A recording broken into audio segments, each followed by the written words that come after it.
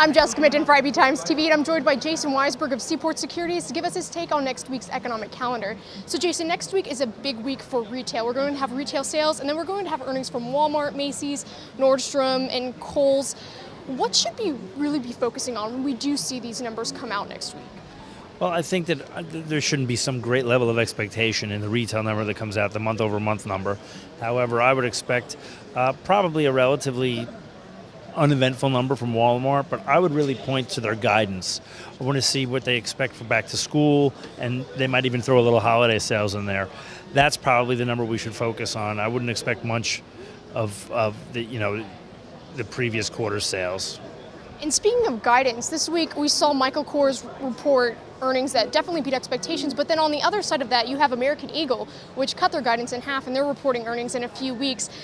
It's interesting to see this discrepancy between the luxury retailers and then the teen retailers. What do you think is going on there? Well, I'm not a retail expert, although I would say that there are probably less jobs, part-time jobs, summer jobs for teens that are paying anyway, where kids can go out and spend discretionary money on, clothes or, non-essential items that they would be buying normally at these stores, whereas they might do better in back to school, so to speak. The Michael Kors and the other higher-end retailers probably are dealing with customers that have more discretionary income to spend, and that's why you see the discrepancy between teen retailers and the higher-end retailers. During second quarter earnings season so far, we've seen a lot of companies struggle in China as well as Europe. Is this something we should also be keeping our eye out next week on these retailers? I think my view on China is that, and the last few data points out of China is that things are starting to stabilize, if not somewhat improve.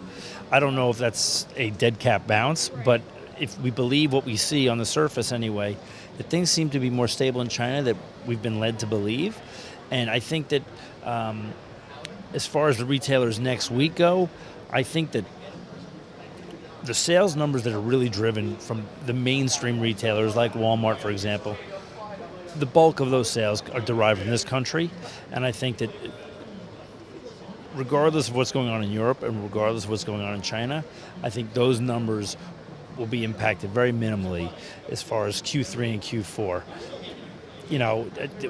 Not to discount the fact that we have multinational companies, that retailers that do business in all these various regions, but I think that as far as these big box companies, so to speak, I think they'll be fine.